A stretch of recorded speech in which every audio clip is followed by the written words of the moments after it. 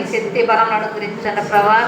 అయ్యా నీ బిడ్డలు ప్రభా పుట్టినరోజు తండ్రి నా నాయన 26వ సంవత్సరం ప్రభా నాయన చెప్పి అన్నాడు తండ్రి నీ బిడ్డ పట్ల నాయన స్నానం దయచేయండి ప్రభా. నా నాయన ఎన్నో పుట్టినరోజులు ప్రభా జరిపించుకోవడానికి నీ కృప దయచేయమని అడుగుతున్నాను తండ్రి. నా నాయన సమస్త విషయం మీద సహాయం చేయమని అడుగుతున్నాను ప్రభా. నా నాయన సమస్తము నీకు సాధ్యమే, నీకు అసాధ్యమనేది ఏమీ లేదు ప్రభా. నా ప్రభా నా తండ్రి నా నాయన గృహంలో జరగవలసిన ప్రార్థన ప్రభా నీ యొక్క మందిరంలో జరుగుతుంది ప్రభా.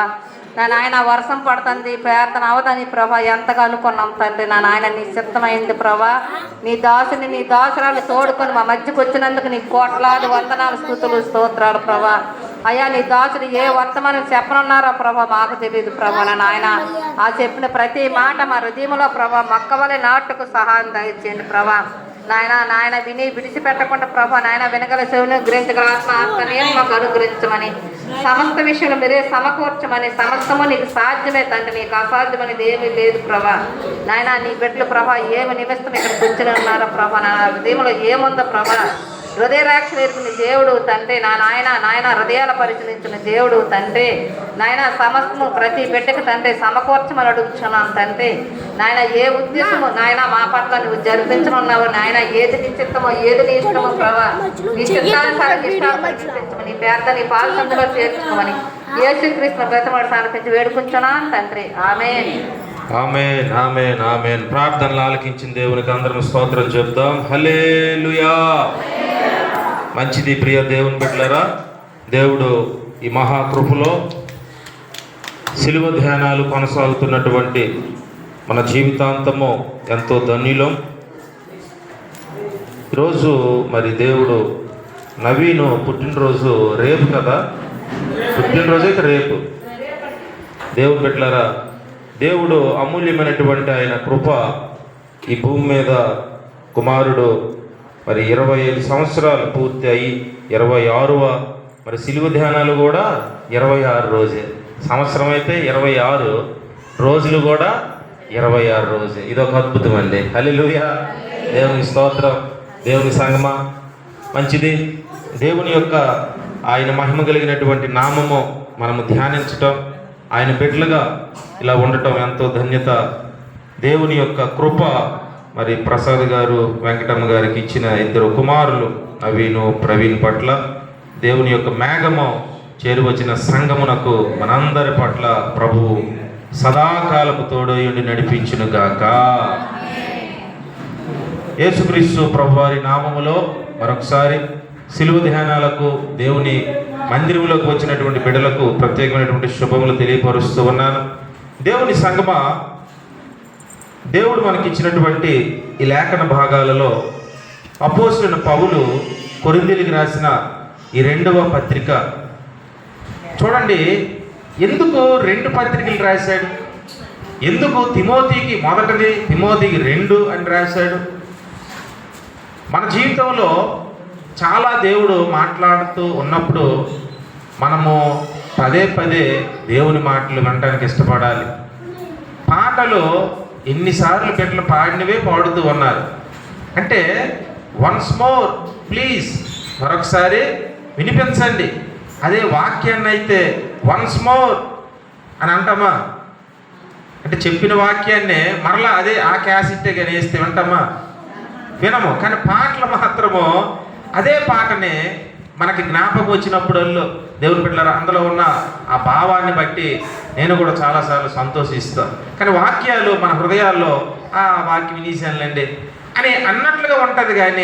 కానీ ఆ పాట కంటే వాక్యము కూడా దేవుని బిడ్డలారా అందులోనే అద్భుతమైన మధురమైనటువంటిది. చాలాసార్లు దేవుడు ఇంకొక కోణంలో కూడా దర్శిస్తాడు. ఆమేన్. కాబట్టి ఈ యొక్క పౌలు 2వ కొరింథీ అనే మాట మనం చూస్తూ ఉన్నాం. 2 సార్లు, మొదటిసారి మొదటి పత్రిక అంటే అది ఎవరికో అనుకోకండి. రెండవసారి ఈ 2వ పత్రిక అంటే ఇది ఇంకొకరికేమో 2వ కొరింథీలేమో 2వ బ్యాచ్ ఉందేమో అనుకోవచ్చు కొంతమంది, తెలియక పాపం. మొదటి తిమోతి అంటే ఇతనొకడు, 2వ తిమోతి అంటే ఇంకొకడు అనుకోకండి. ఒక్కడే తిమోతి, ఆ ఒక్కడికే 2 సార్లు రాశాడు. అంటే అదొక పత్రిక, ఇదొక పత్రిక. దేవుని బిడ్డలారా, ఇక్కడ ఏం రాస్తున్నాడంటే ఈ 4వ అధ్యాయము మనం చదువుకున్నటువంటి 7వ వచనము చదువునా? అయినను ఆ బాలాధిక్యము మా మూలమైనది కాక దేవుని యందై ఉన్నట్లు మంటి ఘటములలో ఈ ఐశ్వర్యము మాకు కలదు. ఆమేన్. అందరూ చెప్పండి, మంటి ఘటములలో మహదైశ్వర్యము కలదు. ఈరోజు దేవుడు ఐశ్వర్యాన్ని ఉంచాడు. ఎందులోనో? ఘటములోన, మంటి ఘటములోను. దేవుని బిడ్డలారా, ఈ మన్నులోని ఐశ్వర్యం ఉందంట. అయితే ఈరోజు పాత దినాల్లో మంటితో చేసిన పొయ్యిలు, ఆ పైన పెట్టే పాత్రలో ఎంత తోమివారు. ఎందుకంటే కర్రలు వేడికి ఆ పెట్టినటువంటి పొగ ఆ పాత్రలన్నీ కూడా ఏమైపోయామా? మసి అయిపోయేది. నల్ల కాదు, మసి. దేవుని బిడ్డలారా, మరి ఇప్పుడు స్టవ్ మీద పెట్టే పాత్రలకి మసి అవుతుందా? ఇంకా కస్టమర్కి అడిగాను, అమ్మ ఒకసారి పాత్రలు చూపించంటే ఏ పాత్ర కూడా మసి లేదు. హల్లెలూయా. దేవుని సంగమా, ఈ మధ్యకాలము గ్యాస్ లేదంట. అమ్మో, మళ్ళీ పాస్టర్ గారు కర్రల పొయ్యి మీద వండితే ఏంటైనా పరిస్థితి లేదు. దేవుడి కృపలో 44 కుటుంబాలు ఉన్నాయి. ఒక్కొక్కరు ఒక సిలిండర్ని ఇచ్చేస్తారు. హల్లెలూయా. గుర్తులేని దేవుని బిడ్డలారా, దేవుడి కృపలో ఏదేమైనా అంటే స్టవ్ మీద ఉండే పాత్రలకు మాత్రము మసి ఎంత హైలో పెట్టినా, నువ్వు ఎంత సిమ్లో పెట్టినా, మిడిల్లో పెట్టినా ఆ పాత్రలు మాత్రం మసి అవ్వట్లేదు. ఎంత బాగా చూసినా సరే దేవుడి సంగమా, అదేంటో దానికి ఉన్నటువంటి ఆ గ్యాస్ కొన్న గొప్పతనం. కానీ ఈ పొయ్యి మీద దీనికి పెట్టే పాత్రలు మాత్రము నువ్వు చిన్నది పెట్టినా, ఎక్కువ పెట్టినా, మధ్యలో పెట్టినా మసి అనేది తప్పదు నాయన. దేవుని బిడ్డల పాత దినాలు ఉన్న మా అమ్మమ్మలు, నాన్నమ్మలు పాపము ఈ రోజులు బతికుండి ఉంటే ఎంత బాగున్నో. దేవుని బిడ్డలారా, అయితే 3వ పాత్ర అదేంటంటే దేవుని బిడ్డలారా, అది కంసాలి తొట్టి పొయ్య. కంసాలి తొట్టి పొయ్య. ఇది 3వ పొయ్య. గ్యాస్ పొయ్య, మట్టి పొయ్య, కంసాలి తొట్టి పొయ్య. ఈ తొట్టి పొయ్యను కూడా ఊతాడు ఆ గొట్టంతో. ఎంత ఊతున్న అగ్గ్యమో దేవుని బిడ్డలారా, ఎంత అద్భుతంగా. నిజంగా ఆ బొగ్గులు కూడా చాలా అద్భుతంగా కనిపిస్తాయి. ఎన్ని బంగారాలు దాని మీద ఒక గిన్నె పెడతాడు. ఆ పాత్ర కూడా అందులో ఉన్నటువంటి ఆ ద్రవాలు రకరకాలుగా దాన్ని కడుగుతాడు. ఆ బంగారానికి మీదన కిందన ఆ ఉన్న గొట్టానికే 2 కన్నాలు పెడతాడు. పైన ఒక అగ్గి వెళ్తుంది, కిందన ఒక అగ్గి వెళ్తుంది. మధ్యలో మాత్రం ఆ యొక్క వస్తువు నుంచి ఎంత అద్భుతమైన ఈ యొక్క తొట్టి పొయ్య. ఏది ఏమైనప్పటికీ ప్రియ దేవుని బిడ్డలారా, ఆ మట్టి మాత్రము బంగారం ఉంటే మట్టి తొలగిపోద్ది. ధూళున్నా, వ్యర్థమైనవి ఏ మస్తున్నా తొలగిపోద్ది. కానీ ఈ పొయ్యిలు మాత్రము దేవుని సంగమా అనేకమైనటువంటివి మసి ఇచ్చేవి ఉన్నాయి. స్టవ్ లాంటివి అయితే మసి లేనివి ఉన్నాయి. దేవుని యొక్క బిడ్డలుగా మరి ఈ యొక్క అద్భుతమైన మన్ను ఇక్కడ కనిపిస్తూ ఉంది. అదేంటంటే మట్టి ఘటములలో ఈ ఐశ్వర్యము మాకు కలదు. లోకానికేమో మట్టిగా కనిపిస్తూ ఉన్నాం. దేవుడు కూడా ఎన్ని రకాల మన్నులు అంటే భూమి మీద ఉన్నాయి? అది గూగుల్లో కొడితే 17 రకాల మన్నులు ఉన్నాయట. 17 రకాల మన్నులు ఏంటంటే చెప్పారంటే బురద మన్ను, బంక మన్ను, ఇసుక మన్ను, అవి ఎందుకు బోల్డ్ ఉన్నాయి కదా దేవుని బిడ్డలారా. ఇన్ని రకాల మన్నులు అతనికి లెక్కకి అవే దొరికాయేమో. ఇంకా వెళ్తే ఇంకా ఎన్నో రకాల మన్నులు ఉంటాయి. సముద్రంలోకి అందరూ వెళ్ళిపోయారేంటి? అడుగులోకి వెళ్ళలేదు కదా. చాలా రకాల మన్నులు దేవుడు సృజించాడు. లెక్కకు మనకు మాత్రమే కొన్నే దొరుకుతాయి. కానీ దేవుడు చేసిన ఎన్నో రకాల మన్నులు ఉన్నాయి. అయితే మన్నుల కోసం ఎందుకు చెప్తున్నాను అనుకుంటున్నారా? అక్కడే ఉంది అసలైన కథ అంతా. ఈరోజు మన అంశం ఏంటంటే కాల్చబడిన మంటిలో నీ ఐశ్వర్యము. ఆమేన్. చెప్పండి, కాల్చబడిన మంటిలో ఐశ్వర్యము. దేవుని సంగమా, ఇక్కడ ఈ మన్నులో ఐశ్వర్యం ఉంచాడు. మన లోపల ఏముందంటే ఐశ్వర్యం ఉంది. మనమైతే మాత్రము మంటి ఘటాలమే, మన్నుతో ఉన్నటువంటివి. ఆదామును కూడా దేవుడు 11 రకాల, కొందరు అంటారు 9 రకాలు అంటారు, 9 లేక 11 రకాల మన్నులతో ఆదామునాట తయారు చేశాడటండి. హల్లెలూయా. అంటే ఆదాముని ఏది ఎలా ఉండాలో, ఆ కండరాలు ఎలా ఉండాలో, ఆ నరాలు ఎలా ఉండాలో, అంటే మన్నుతో చేసినప్పుడు దేవుడు, మనం ఇప్పుడు అన్ని సబ్బులతో, పీసులతో, ఎన్ని రకాల మనము ఈ తోముతూ ఉన్న శరీరానికి మన్ను వస్తూనే ఉంటుంది, రకరకాలుగా మన్ను వస్తూ ఉంటుంది. చెమట పట్టినప్పుడు ఒకలాగా, దేవుడి సంగమా రకరకాల విధానమైనటువంటి పరిస్థితులు. అయితే ఇక్కడ ఈ కాల్చబడిన మట్టిలో ఐశ్వర్యం దేవుడు ఉంచాడని కొరింథీ సంఘానికి భక్తులైన పౌలు చెప్తుంటే, ఇదేంటి మన్నులో ఐశ్వర్యమా? అయితే మన్ను ఎక్కడ పడితే అక్కడ తవ్వేస్తే ఐశ్వర్యం దొరుకుతుందా? భూమి కిందన ఎక్కడ పడితే అక్కడ తవ్వేస్తే కొంతమంది గనులు అంటే వజ్రాలు కూడా కొన్ని లోయల్లో, అరుకు లోయలో కొన్ని లోయల్లో కూడా వజ్రాలు అనేటువంటివి ఆ మధ్యకాలంలో దొరికాయని, దానికి ఇంకా పోలీస్ నిఘా ఇవన్నీ ఉంటాయి. కొన్ని లోయల్లో కూడా చాలా రకరకాల దేవుడు పెట్టారా నిధులు అనేవి ఉంటాయి. కొన్ని ప్రాంతాల్లో బంగారం అనేటువంటిది, అది ఆది కాలంలో దేవుడు చెప్పాడు.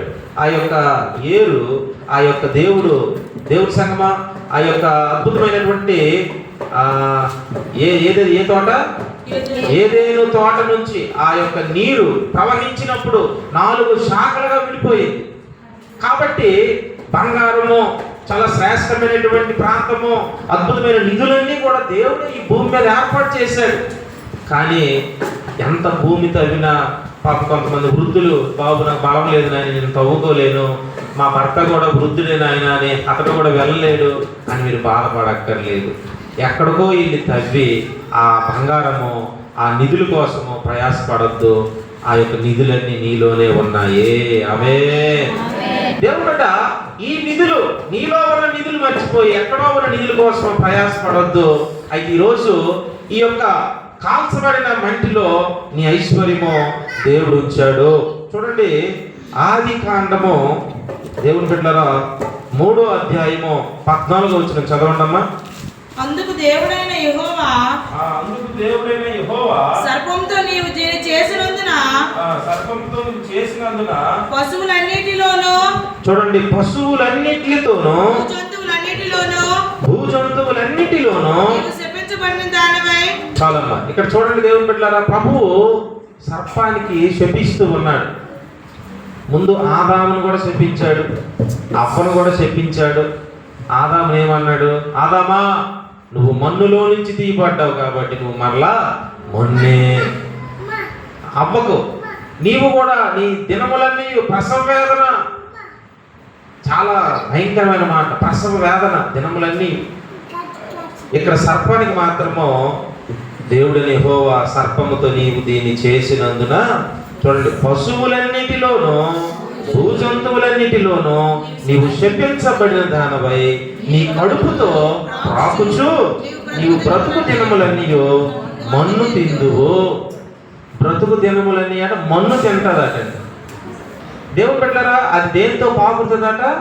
కడుపుతో పాకురుచు. అంటే ప్రారంభంలో సర్పము అది నడిచేదటమ్మా. ప్రారంభంలో సర్పము అంటే డ్రాగన్ స్నేక్ అంటారు దాన్ని, కోబ్రా. ఇదేంటంటే నడిచేది. ఈ నడిచేటువంటి సర్పాన్ని అది ఎప్పుడైతే దేవుడి మాట మోసపరిచి తన పిల్లల్ని వశపరుచుకోయిందో వెంటనే దానికి శపించాడు. ఇంకా నీవు భూజంతువులన్నిటిలో నీవు మాత్రము అవైతే నడుస్తాయి కానీ నువ్వు నడవడానికి లేదు. నీవు ఏమవుతావట? నీ కడుపుతో ప్రాకుచు నీవు బ్రతుకు దినములన్నీ ఏం తింటావు? మన్ను తిందువు. నేను ఇంతవరకు ఏ సర్పం కూడా మన్ను తిన్నట్లుగా మీరు ఎప్పుడైనా చూసారా? మన్ను తిన్నట్లుగా.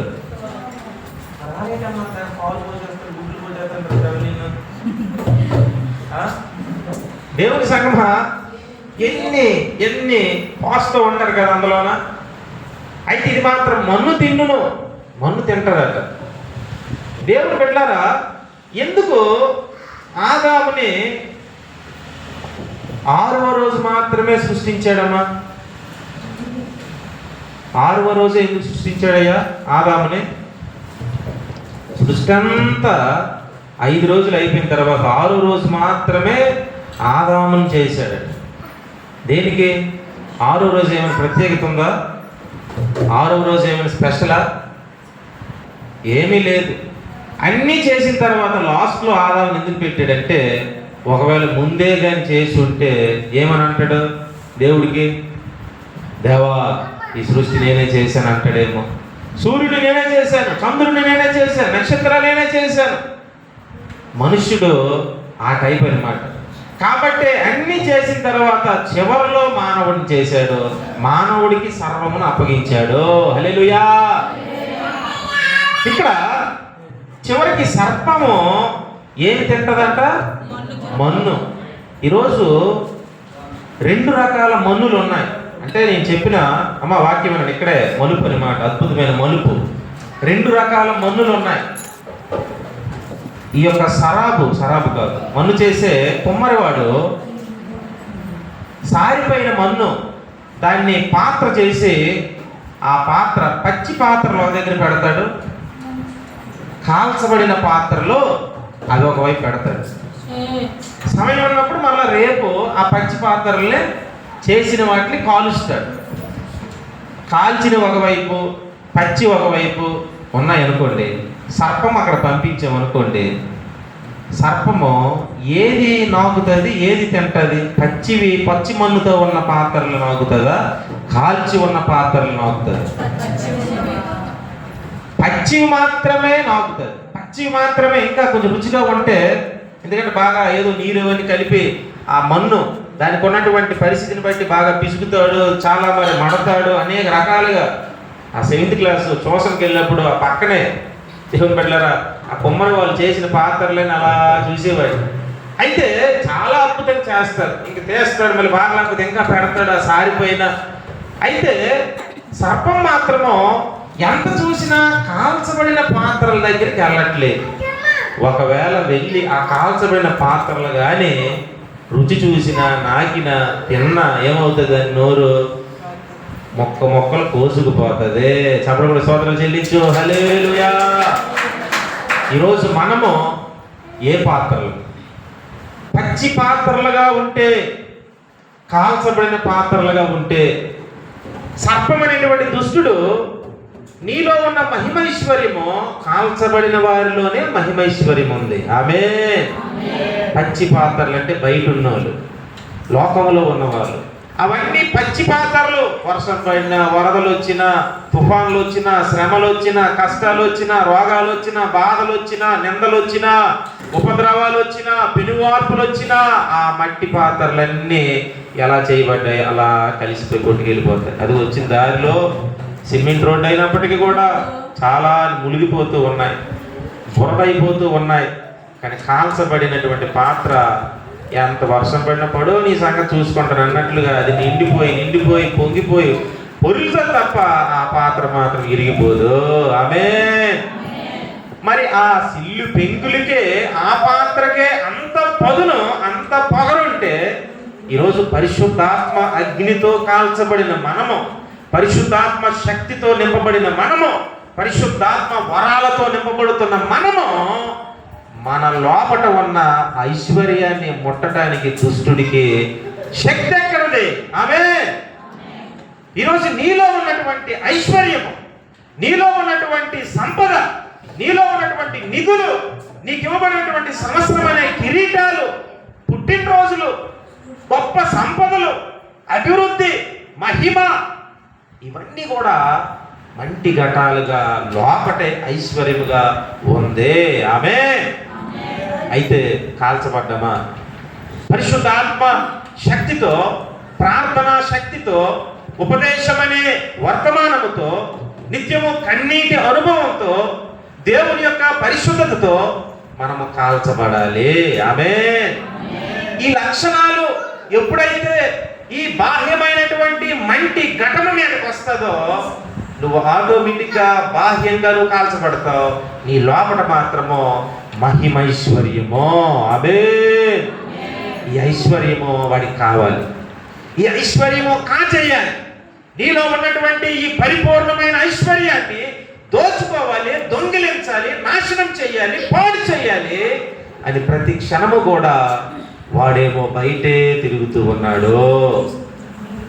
ప్రియ దేవుని బిడ్డలారా, అయితే ఈరోజు మనము కాల్చబడిన మంటిలో ఐశ్వర్యంతో మనం కొనసాగుతూ ఉన్నాం. చూడండి, ఇక్కడ మరికొన్ని పాత్రలు ఉన్నాయి. న్యాయాధిపతులు 7వ అధ్యాయము 1వ వచనం చదవండమ్మా.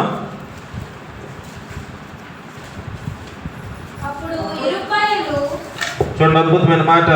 అప్పుడు యెరుబ్బయలు అనగా గిద్యోనును అతనితో ఉన్న జనులందరూ వేకువన లేచి హారాదు బావి యొద్ద తిరగా లోయలోని మోరే కొండకు ఉత్తరముగా మిద్యానీయులు దండుపాలెమో వారికి కనబడెను.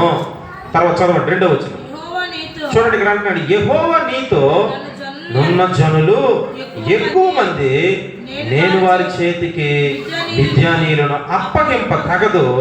ఇశ్రాయేలీలో నా బాహుబలము నాకు రక్షణ కలుగు చేసిన అనుకొని నా మీద అతిశయించుదురేమో. చూసారా, ఇక్కడేమో మిద్యానీయులు దొండటండి.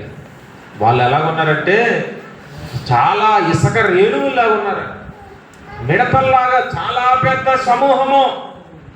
అంత పెద్ద సమూహము బయటేమో కత్తులు పట్టుకొని, వారికి ఉన్న ఆయుధాలు పట్టుకొని, రకరకాల భయాలతో, ఏ ఇశ్రాయేలు రండి, మిమ్మల్ని ఈరోజు భూస్థాపితం చేస్తాము, ఈరోజు మీరు లేకుండా అయిపోతారు అని అంటుంటే గిద్యోను చూస్తున్నాడు వాళ్ళ వైపు.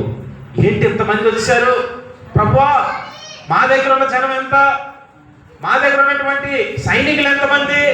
తీరా చూస్తే లెక్కేస్తే ఎంతమంది అమ్మన్నారు? 32,000 మంది. చూడండి, అక్కడ మనకు కనిపిస్తుంది. మొదట అయితే చెప్పినప్పుడు మొదటేమో ఇంతమంది ఉన్నారయ్యా గిద్యోను, ఇంతమంది ఎందుకు? ఇదేంటయ్యా, మేమున్న వాళ్ళు తక్కువ అనుకుంటే నువ్వేంటి ఇంకా తక్కువ అంటున్నావు, ఇది చాలా ఎక్కువ అంటున్నావు, వద్దు ఇందులో కూడా ఇంకా పంపించాను అంటున్నాడు. చూడండి, పంపించాను అనేసరికి 2వ వచనంలో 3వ వచనంలో, కాబట్టి నీవు ఎవడో భయపడి వణుకుచున్నాడో వాడు త్వరపడి హేలాదు కొండ విడిచి తిరిగి వెళ్ళవలనని జనులు వినున్నట్లుగా ప్రకటించమని గిద్యోనుతో సెలవిచ్చెను. అప్పుడు జనులలో నుండి 22,000 మంది తిరిగి వెళ్ళిపోయిరి. చూడండి దేవుని బిడ్డలారా, ఎవడు భయపడి వణుకుచున్నాడో వెళ్ళిపోండ్రా బాబు మీరు ఇంటికనంటే తట్టాపట్టు సర్దుకుని చక్క 22,000 మంది వెళ్ళిపోతున్నారు ఇంటికి. మరి ఎందుకు వచ్చావైతే? ఇప్పుడు ఇక్కడ ఉన్నా మనమంతా మహా ఉంటే ఎంతమంది? 40 మంది అనుకోండి. బయట కత్తులతో బయట ఉన్నారు, వచ్చారు. ఎవరో బయట శత్రువులు వచ్చారులేండి. దేవుని బిడ్డలారా, ఎందుకంటే మరి మనమే దేవుని బిడ్డలారా, దేవుని నిధులతో మనం ఉన్నాం కాబట్టి ఆ బయట కత్తులతో ఉన్నారు. మర్యాదగా ఇక్కడ ఎవరు ప్రభువుని నమ్ముకున్నారంట? బాబు మేము కాదు నాయన, ఇది మామూలుగా వచ్చాం బాబు ఇదిగో నవీన్ పుట్టినరోజు నాయన, అందుకు మేము చూడడానికి వచ్చామా. ఎంతమంది ఉంటారు? ఎంతమంది వెళ్ళిపోతాం? దేవుని సంగమా, దేవుని నామములో అంత జనం చూసి, శత్రువులను చూసి ఇంటికి వెళ్ళిపోండ్రా బాబు అని అనేసరికి ఒడిగిపోయిన వాళ్ళే ఎంతమంది అట? 22,000 మంది ఒడిగిపోతూ ఉన్నారంట. సైనికులు మరలా వీళ్ళు 22,000 మంది అబోటారు వెనక్కి తిరిగిపోయారు. సరే, ఇంత భయంకరంగా ఉందనుకొని మరలా 4వ వచనం, లాస్ట్కి 10,000 మంది నిలిచి ఉన్నారంట. యెహోవా ఈ జనులు ఇంకా ఎక్కువ మంది నీళ్ల యొద్దకు వారిని దిగజేయమో, అక్కడ నీ కొరకు వారిని శోధించదను. చూడండి 22,000 మందిని వణికిపోయి వాళ్ళే ఇంటికి వెళ్ళిపోయారు. మిగిలిన వారికి ఎంతమంది అట? 10,000 మంది. అంటే 22,000 10,000 ఎంతమంది అయ్యారమ్మా? 32,000 ఇశ్రాయేలీయులు పక్షమున గిద్యోనికి దేవుడు ఇచ్చిన సైనికులు. ఈ సైనికుల్లో 22,000 మంది వెళ్ళిపోతే 10,000 మంది ఉన్నారు. ఈ 10,000 కూడా ఎక్కువే. దేవుడు అంటున్నాడు, ఈ 10,000 కూడా ఉట్టి దద్దమ్మలే, ఈ 10,000 కూడా ఉట్టి స్వామరులే, ఈ 10,000 కూడా ఎందుకు పనికిరాని వాళ్ళే. ఇదేంటి ప్రభువా, నువ్వేంటి ఇలా తగ్గించేస్తున్నావు? అవతల చూస్తే జనం ఎక్కువ ఉన్నారు, మేమేమో పెరగాలి కానీ తగ్గిపోతూ ఉంటే గిద్యోనికి అర్థం కావట్లేదు దేవుడి తాలూకా ఉద్దేశము. ఏంటి రా బాబు ఏం జరుగుతుంది? ఎందుకంటే భయం అంతా ఎవరికి ఉంటుంది ఎక్కువ? ఇంట్లో బియ్యము తగ్గిపోతున్న, నూనె అయిపోతున్న భయం ఎవరికి ఉంటుంది? మీకుంటుందా భయము? ఎంత లిస్ట్ ఇచ్చేస్తారే, చూడు ఇది అయిపోయింది ఏంటి సంగతి? అతను నిద్ర పట్టదు, రాత్రి కూడా కలవరిస్తుంటాము, లిస్ట్ అయిపోయింది బాబు. దేవుడి సంగతి మా ఇంటి యజమానుడికి భయం అంటుంది. ఇదేంటే నాయన ఈ జనం తగ్గిపోతారు, అందరూ పారిపోతే చివరికి ఈ మిథ్యని నేను చంపగలనా అని ముందున్నటువంటి నడిపిస్తున్నటువంటి నాయకుడికే భయం అంటుంది దేవుని బిడ్డలారా. హల్లెలూయా. ఇక్కడ 22,000 మంది వెళ్ళిపోతే ఇంకా 10,000 ఉన్నారు. ఈ 10,000 కూడా ఎక్కువే గిద్యోని అనేసరికి ఓరి బాబు అనుకొని, సరే ప్రభు ఏం చేయాలంటే అక్కడ అదిగో ఆ నీరు కనిపిస్తున్నాయి కదా, ఆ నీటిలోకి 10,000 మందికి తీసుకెళ్ళి మోకాళ్ళు వేయించు. ఎవడికి దాహం వేస్తుందో వాడు కుక్కకి ఎదిగినట్లుగా ఎవడు తాగుతాడో. మా తాత అనేవాడు, రే నీకు దాహం వేస్తుందంటే ఎవడు కూడా ఇలా నీరు కొట్టి ఇలా తాగడరా బాబు, ఎలాగట నీరుకి ఇలా కొట్టి ఇలా తాగి దాహం తీరుతుందా? ఇలా కొట్టి ఎన్ని సంవత్సరాలు అయినా అవుతుంది, ఎన్ని సంవత్సరాలు అయినా నీరు ఇలాగా తుప్పు తప్పున అవుతుంది తప్ప అలా తాగకూడదు. అలా నేను ఎప్పుడు తాగలేదయ్యా అని మనసులో అనుకునేవాడు. ఇంకేమనంటే ఇంకేమంటాడు అని అదొక భయం. ఇలా నీళ్లు కూడా కుక్క గెతికినట్లుగా ఎంత త్వరగా తాగుతున్నారంటే దేవుని బిడ్డలారా, మరి కొంతమంది చేతులతో తీసుకొని తాగుతూ ఉన్నారట. హల్లెలూయా. అంటే నీలో ఉన్న గొప్పతనము, నీలో ఉన్న ప్రార్థన, నీలో ఉన్న విశ్వాసము ఎలాంటిదని తేల్చాలంటే నీ కష్టాలు వచ్చినప్పుడు తెలుస్తాయి. నీకు శ్రమలు వచ్చినప్పుడే, నీకు బాధలు వచ్చినప్పుడే, నీకు కరువు వచ్చినప్పుడే, నీ ఇంట్లో అనేకమైనటువంటి ఉపద్రవాలు పెరిగిపోయినప్పుడే, అప్పుడే దేవుడు ఈ బిడ్డ నా బిడ్డ కాదా, నా పక్షమును నిలబడతాదా లేదా, ప్రాణము పోయినంత వరకు కూడా మనం ఆయన పక్షమున ఉందుముగాక. నా పక్షమున ఉన్నవాడు, నాతో సహవాసం లేనివాడు, నా పక్షమున చేర్చబడనివాడు నావాడు కాదు అంటాడు. నా ఆత్మ లేనివాడు నావాడు కాదు అంటాడు ఇంకో దగ్గర. అంటే ఈరోజు యుద్ధముకు గెలవాలంటే గుర్రాన్ని చెరువు దగ్గర తీసుకెళ్తారండి. అమ్మా చూడండి, యుద్ధము జరుగుతున్నటువంటి ఆ గుర్రాలు ఎంచుతారు, యుద్ధానికి ఈ గుర్రం పనికి వస్తుందా లేదని. చెరువు దగ్గర తీసుకెళ్ళి బాగా దాహం, దానికి ఒక 3 రోజులు 2 రోజులు ఎండగడతారు. మంచి దాహంతో గుర్రమేమో గాండ్రిస్తుంటది, దాహంతో అది సైకిల్ చేస్తుంది యజమానుడికి, రే నాకు దాహం వేస్తారా బాబు అని అనేసి దీన్ని అప్పుడు తీసుకెళ్తాడు చెరువు దగ్గరకో నది దగ్గరకో తీసుకెళ్ళి చాలా దూరం నుంచి అని ఇలా విసలేస్తాడు. విసలేసేసరికి దేవుని బిడ్డలారా ఆ గుర్రం నీరు తాగకుండా వచ్చేయాలి. హల్లెలూయా. ఇన్ని రోజులు ఆకలితో ఉంచావు, దాహంతో ఉంచావు, దాన్ని మరలా పరీక్ష మరలా దేవుని బిడ్డలారా. ఏంటా పరీక్ష? వేల వేసి నేను బాధపడుతున్నారా? వాక్యంలో వేల వేసి పిల్లండి అని కూడా బైబిల్ చెప్తుంది తెలుసా? ఆ వచనం తెలుసా? ప్రతి దానికి దేవుడు ఆధారం మనకి ఇచ్చాడు. హల్లెలూయా. మనమే సరదాగా వేసాలి ఇట్లే దేవుని బిడ్డలారా అంటే మీకు అర్థం అవ్వాలి.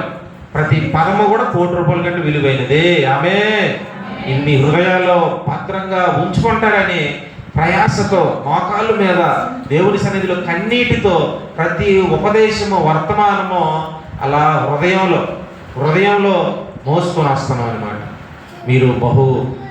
మీరు పరాక్రమం కలిగినటువంటి మీ మంటి ఘటాల్లో ఐశ్వర్యంతో సదాకాలం ముందురుగాక. ఇక్కడ విసలేసేసరికి అక్కడ గుర్రము దానికి దాహం వేస్తుడు ఇలా ఇంకా పెట్టగానే ఆ విసల శబ్దానికి ఇలా తిరిగిపోయి దాని యజమానుడి దగ్గరికి వచ్చేస్తుందండి. ఆమె అప్పుడు అంటాడు, ఇదే యుద్ధానికి సరైన గుర్రము అంటే గుర్రానికే పరీక్ష పెడితే ఇక్కడ 10,000 మందికి కూడా నీటిలో దించినప్పుడు ఎంత దాహం వేసి ఉంటుంది కదా, కుక్కలాగా గెతికి మరీ పడిపోయి కుక్కలాగా దేవుని బిడ్డలాగా నాకేస్తూ ఉన్నారు ఆ నీటిని. ఇప్పటికీ కూడా కొన్ని కూరలు బాగుంటే పల్లెం కూడా నాకేసే వాళ్ళు ఉంటారండి. అమ్మా ఆ తప్పేలు కూడా నాకు ఇచ్చాయి. ఆ పాత్రలో కొంతమంది పాత్రలోనే వేసుకొని తినేవాళ్ళు ఉన్నారు. ఎంత చూసే వాళ్ళకి దేవుని బిడ్డ లేకపోతే స్వామి బిడ్డ అన్నట్టుగా ఉంటుంది. ఎంత పోనీ రుచి ఎక్కువైపోయినా మసాలా గరం మసాలా బాగా దంచినా సరే ఈ అసహ్యకరమైనటువంటి ఇంకొక అతనైతే మరి ఇంక వర్ణించలేమండి. ఆయన సేవకుడే. దేవుని పట్ల ఈరోజు కుక్కలాగా నీరుని మరి సైనికులు అంటే ఎలా ఉండాలి? ఆరి తేరిన వాడై ఉండాలి. ఆమె యుద్ధములో నేర్పరై ఉండాలి. రక్తాలు కారిపోతూ ఉన్నా, ప్రాణం మీద తొలగిపోతూ ఉన్నా, అక్కడ 100 మందికి శత్రువులు ఉన్నారంటే నీవు ఎలాగైనా సరే 100 మందిని హతమార్చుదువుగాక. ఆ 100 మంది అపవాది యొక్క సంతానము, దుష్టుడి యొక్క ప్రేరేపణలు అవన్నీ మనము తుత్తునీరు చేయుదుగాక. అయితే ఇక్కడ కుక్కకి ఎదిగినట్లుగా ఎంతమంది అటు ఈ బ్యాచ్ 22,000 మంది ఇంటికి వెళ్ళిపోయారు. 10,000 మంది నీటిలోకి దించాడు. నీటిలో 9,700 మంది అవుట్ అయిపోయారు. ఇంకెంతమంది ఉంటారమ్మా? 10,000 9,700 తీసిస్తే 300 మంది. వీరు మాత్రమే ఇలా చేతిలో నీరు తీసుకొని తాగారంట. అంటే ఎంత దాహం వేసినా, ఆకలి వేసినా పడిపోవట్లేదు వాళ్ళు. ఆకలి పోతే పోనే, దాహం చచ్చిపోతాం, అంత ధీమాగా ఉన్నారు. మాకు మా దేవుడు మాట చాలు, ఆయన మాట మీద మేము బ్రతుకుతున్నాం, ఆయన మాట కొరకే బ్రతుకుతాం. అంతేగాని ఏది దొరికితే, ఏది ఎవరిస్తే, ఎప్పటికి ఏది పడితే అది దేవుని బిడ్డలకు తినకూడదట. బైబిల్లో పౌలు ఇంకా కఠినంగా అంటాడండి, మీరు తిట్టుబోతులు ఇంటికి వెళ్ళకండి, త్రాగుబోతులు ఇంటికి వెళ్ళకండి, వ్యభిచారుల ఇంటి దగ్గర భోజనం చేయొద్దు. ఓరి నాయన, ఆ లిస్టు చూసేసరికి ఇంకా పాపులైనా క్షమిస్తానంటున్న దేవుడు ఈ రంగం ఇదొక బ్యాచ్ వేరే. ఇదేంటి తిట్టుబోతులు ఎవరో నాకు తెలియదు, త్రాగుబోతులు ఎవరో తెలియదు, తిరిగిబోతులు ఎవరో తెలియదు. ఏంటి ప్రభా ఇంత లిస్ట్ ఉంది, వారి ఇంటికి వెళ్ళొద్దు అని అంటున్నాడు. రోమపత్రికలు చదివితే ఉంటుంది, అంత మరి సమయం ఎక్కువ అవుతుంది. దేవుని సగమా ఈరోజు మనము పచ్చి మొత్తలుగా లేము. మనము పచ్చి మొత్తలుగా ఉంటే ఏది నాగరానికి వస్తుంది? సర్పం వస్తుంది. మనమేమో కాల్చబడిన మొత్తలం, మనం అంటే కాల్చబడిన మన్ను. మనము పచ్చి మన్ను వేరేగా ఉంది, లోకంలో ఉంది. మనము కాల్చబడిన మన్ను, కాల్చబడిన అభిషేకము, కాల్చబడిన వరము, కాల్చబడినటువంటి అద్భుతమైన ఐశ్వర్యంతో ఉన్నాం. అయితే ఈ 9,700 మంది, అక్కడ 22,000, మొత్తం ఎంత అయ్యారు? ముందేమో గడగడ వణికిపోయి వెళ్ళిపోయినారు 22,000 మంది. నీటిలో కుక్కకి ఎదిగినట్లు 9,700 మంది, మొత్తం ఎంత అయ్యారు? 22,000, 9,700, 31,700 మంది అన్ఫిట్ అయిపోయారు. వారు అర్హత కోల్పోయారు. 5 కిలోమీటర్లు పరిగెట్టాలండి పోలీసు ఉద్యోగం కొట్టాలంటే. మా తమ్ముడైతే నిజంగా పాపం ఎన్నిసార్లు పరుగులేమో, గ్యాస్ట్రిక్ పెయిన్, రకరకాల బాధలు అయినా సరే 5 కిలోమీటర్లు పరిగెట్టాలి. ఇచ్చిన ఆ టార్గెట్ కొన్ని నిమిషాల్లోనే, 25 నిమిషాలు అనుకుంటాను, 25 నిమిషాలేనా, 24 నిమిషాలు. లాస్ట్ ఒక 2 అడుగుల్లో కూడా ఉండిపోయిన వాళ్ళు కూడా అయ్యో అంత బాధ. అర్రే.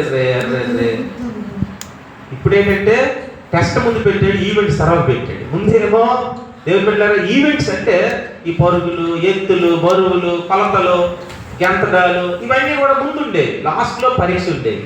కానీ ఇప్పుడు ముందు పరీక్ష పెట్టాడు, ఈ గెంతడాలు ఇవన్నీ తర్వాత పెట్టాడు. దేవుని బిడ్డలారా మరి వీళ్ళు చూడండి, 31,000 మంది, 700 మంది బయటికి వెళ్ళిపోయారు. 300 మందికి మాత్రమే నేను విజయం ఇస్తానని. ఆ 300 కూడా 3 గుంపులు చేయన్నాడు. ఒక గుంపు 100 మంది, ఒక గుంపు 100 మంది, ఒక గుంపు 100 మంది, ఒక్కొక్కడికి 3,100, అంటే 300 కొండలు ఇమ్మన్నాడు. 300 కొండల్లో దివిటీలు పెట్టమన్నాడు. దివిటీలు మీరు వెళ్ళండి, ఆ కొండలు పగలగొట్టండి అంటున్నాడు. హల్లెలూయా. కొండలు, ఇప్పుడు కొండ అంటే ఏ కొండ? దేవుడి కొరకు మనం పగలగొట్టే కొండలేంటి చెప్పాలన్న ఆత్మీయతలో అద్భుతమైన మాట ఇది. మన కొండలు పగలగొట్టాలంటే ఏ కొండలు పగలగొట్టాలి మనం? అర్రే, ఏ కొండల కోసం చెప్తాను ఇప్పుడు నేను? అదే ఆ కొండ ఎవరు చెప్పారు? మనమే అనేసి. మనమే. ఎవరు చెప్పారు? ధైర్యం చెప్పండి. కుమార్తె చెప్పింది. దేవుడు బిడ్డలారా, ఆ కొండలు మనమే, ఆ కొండ బ్రతుకు మనదే. ఈ కొండలు ప్రభువు కొరకు పగలగొట్టుదుము గాక. ఈ కొండ పగిలిపోద్ది. ఏంటంటున్నాడు? దార యొక్క కొండ పగిలిపోవును. ప్రసంగి 13వ అధ్యాయంలో అంటాడు, దార యొక్క కొండ పగిలిపోద్ది. దార అంటే ఏంటి? మన లోపల ఉన్నటువంటి ప్రాణం, జీవితం, అది బయటికి వెళ్ళిపోతూ ఉంది. ఈ కొండ ఒక రోజు పగిలిపోద్ది. కానీ బాధపడద్దు. నీ లోపల ఏముంది? పగిలిపోతేనే, బద్దలైపోతేనే నీ లోపల మహిమైశ్వర్యము, అదొక జీవితం. ఈ మంటి కొండ ఇది కుమిలిపోయినప్పుడు, విరిగిపోయినప్పుడు, పడిపోయినప్పుడు అసలైనటువంటి మహిమ కలిగినటువంటి ఐశ్వర్యము, నీకు అద్భుతమైనటువంటి అదొక శరీరం, మహిమా శరీరము అనండి. అందరూ అక్షయ శరీరము అనండి. ఈ మహిమా శరీరము, అక్షయ దేహము, నీకు ఇంకా ఆ స్తంభాల నుంచి వెళ్ళిపోతావు, స్లాబ్ నెలకు ఎగిరిపోతుంటావు, భూమి ఇలా ఉన్నా అసలు లోపటి నుంచి వెళ్ళిపోతూ ఉంటావు. నీకెవడు ఆపలేడు ఇంకా. అది మహిమా దేహము. ఇప్పుడైతే తలుపులు తీశారు కాబట్టి లోపలికి వచ్చావు. యేసయ్య మహిమా దేహంతో ఉన్నప్పుడు లోపలికి వెళ్ళి షాలోమ్, మీకు సమాధానం కలుగునుగా. ఇదేంటి తలుపులేసిన ఈ నెలకు వచ్చాడు? పునరుత్థాన దేహం అన్నమాట. అవే ఈరోజు అటువంటి దేహాన్ని ప్రభు మనకి ఇవ్వాలంటే ఈ మంటి ఘటాలుగా ఉన్నటువంటి ఈ యొక్క దేవుని బిడ్డ కొండలు ప్రభువు కొరకు మనము అప్పగించాలి. చూడండి, ఇక్కడ చదువుకున్న 7వ అధ్యాయం న్యాయాధిపతులు 7:8 వచనం చూడండి. ప్రజలు ఆహారమును బోరలను పట్టుకొనగా అతడు ప్రజలందరి తమ గుడారములకు వెళ్ళనంపెను. గాని చాలు. ఈ ప్రజలందరూ దేనికి వెళ్ళిపోయారటమ్మా? 31,700 మంది ఎక్కడికి వెళ్ళిపోయారట? గుడారాలకు వెళ్ళిపోయారు. ఈరోజు మనము ఇంట్లోకి వెళ్ళిపోతున్నారు చాలా మంది. బయట రకరకాల గృహాలు, గుడారాలు అంటే మానవ మనుగుడికి గుడారము. కానీ మనం ఎక్కడున్నామో? మనం గుడారంలో లేమో, జీవం కలిగిన దేవుని మందిరములో ఉన్నామో. ఆమేన్. నా దగ్గరికి రాని వారిని గుడారాలు పంపించే అవసరం లేదు. వాళ్ళు ఎందుకు అంత ఎక్కువ జనం? పాటలు పాడిన వారు, ఆరాధించిన వారు, స్తుతించిన వారు, దేవుని సన్నిధిలో కన్నీరు కార్చిన వారు, భారము లేని వారు, మహిమైశ్వర్యం లేని వారు, కాల్చబడని వారు. ఈరోజు అపవాది ప్రతి క్షణము వస్తూ ఉన్నాడు. ఈరోజు సిలువలో ప్రభువు ఎందుకు ఇచ్చాడంటే మనకి ఈ 26వ రోజు మరొకసారి ఆయన సిలువలో నిన్ను మహిమైశ్వర్యంగా మార్చడానికి. ఆమేన్. కాబట్టి అట్టి కృప దేవుడు నూతన సంవత్సరం పొందినటువంటి కుమారుడు నవీన్ జీవితంలో చేరి వచ్చిన సంఘము మనందరి జీవితంలో మహిమైశ్వర్యముతో మంటి ఘటాలలో ప్రభువు నింపి వర్ధిల్లింప చేయనుగాక. ఆమేన్. ప్రార్థన చేసుకుందాం. బాబు, కేక్ కటింగ్ ఏమన్నా? అమ్మా, కేక్ కటింగ్ ఉందా? వెంకట గారు లేదు కదా?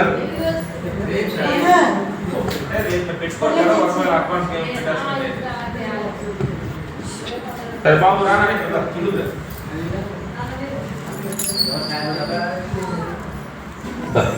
Happy birthday to you, Naveen. Before, happy birthday to you. Happy birthday to you, Naveen. Happy birthday to you.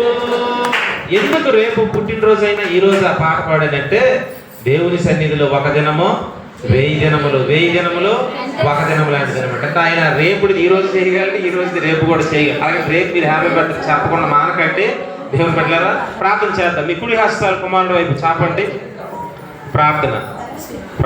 మన మధ్యలో ఉన్న పాస్టమ్మ గారు ప్రార్థనలు నడిపిస్తారు. ప్రార్థన. బాబు నవీను 26వ సంవత్సరంలో ప్రవేశించారు. అదేవిధంగా సంఘాన్ని ప్రభు కృపతో కాల్చబడిన మంటిలో ఐశ్వర్యం అనే వర్తమాన ఫలింపు కొరకు కూడా ముగింపు ప్రార్థన చేస్తారు.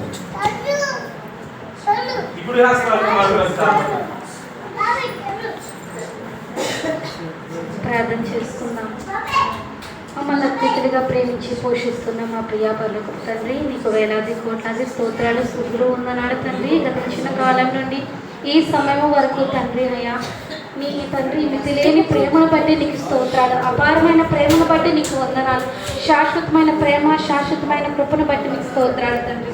ప్రత్యేకంగా తండ్రి ఇక్కడ తండ్రి ఇంతమంది తండ్రి కూడుకుని తండ్రి ఏక మనసుతో తండ్రి నిన్ను ఆరాధించడానికి ఎటువంటి గొప్ప సమయాన్ని తండ్రి నీ మందిరంలో తండ్రి అయా ఏకాత్మతో నిన్ను స్తుతించడానికి నీ లేఖన భాగములను వినడానికి చదవడానికి ఇటు ధన్యతనిచ్చినందుకే స్తోత్రాలు తండ్రి.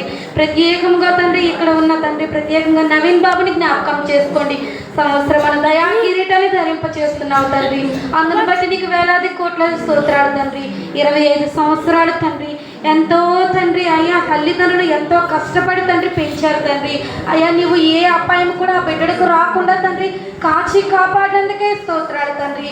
అయ్యా ఈ నూతన సంవత్సరంలో నూతన కార్యాలు ఆ బిడ్డల పట్ల జరిగించండి తండ్రి. నీ ప్రేరణగా ఏముందో నవీన్ పట్ల జరిగించండి తండ్రి. నీ చిత్తము కొరకు ఆ బిడ్డలను వాడుకోండి తండ్రి. నీ బలమైన హస్తముతో లేవనెత్తి వాడుకోండి తండ్రి. కుడికి కానీ ఎడము కానీ తొట్టిల్లు పక్కుండా తండ్రి నీ ఇరుకు మార్గంలో బిడ్డలను నడిపించండి తండ్రి. ఆత్మీయ జ్ఞానాన్ని ఇవ్వండి తండ్రి. బలమైన పాత్రగా తండ్రి అయ్యా తుమ్మకారుని ఏ విధంగా వాడుకున్నావో తండ్రి నీ మందసానికి తండ్రి అటువలనే తండ్రి ఈ బిడ్డను వాడుకోండి తండ్రి. తండ్రి ఎదుగో తండ్రి మరొకసారి తండ్రి నీ వాక్యము చెప్పబడి ఉన్నదయ్యా. నిజమే తండ్రి మేము కాల్చబడాలి తండ్రి అయ్యా. నీ పరిశుద్ధాత్మలో మండే బిడ్డలుగా ఉండాలి తండ్రి. నీ ఆత్మను పొందుకుని అనేక మందికి మాదిరికరంగా ఉండాలి తండ్రి. అపవాది శక్తులన్నిటిని లయపరచాలంటే తండ్రి ముందు మేము తండ్రి మండాలి తండ్రి. మార్పు మాలో కలగాలి తండ్రి. అటువంటి మండే జీవితాన్ని నాకు మాకు కలుగు చేయండి. అనేక మందికి సాక్షిగా మాదిరికరంగా ఇక్కడ ఉన్న బిడ్డలందరినీ వాడుకుంటారని నమ్మొచ్చు. నీవే మా అందరి ద్వారా మహిమ కలుగా పొందుతామని నమ్మొచ్చు.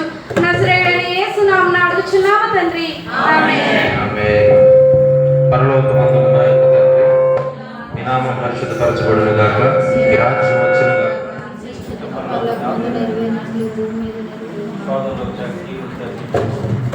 రాజ్యము శక్తి మహిమ బలము నిరంతరం నీవై ఉన్నావు తండ్రి. అద్వితీయ దేవుడు తండ్రి కుమార పరిశుద్ధాత్మ మహాకృప ఈ దినము కూడిక పెట్టుకున్నటువంటి మందిరంలో దేవుని బిడ్డలారా దేవుని యొక్క బలమైనటువంటి సన్నిధి ప్రసాద్ గారికి వెంకటమ్మ గారికి నూతన సంవత్సరంలో ప్రవేశించిన కుమారుడు నవీనికి అదేవిధంగా సోదరుడు ప్రవీణ్ పట్లను చేరువచ్చిన సంఘానికి సదాకాలము ఆయనే మహిమైశ్వర్యముతో నింపి వర్ధిల్లింప చేయనుగాక. అందరికి వందనాలు. శుక్రవారం దేవుని బిడ్డలారా రేపు మరి మధ్యాహ్నం మనకి యథావిధి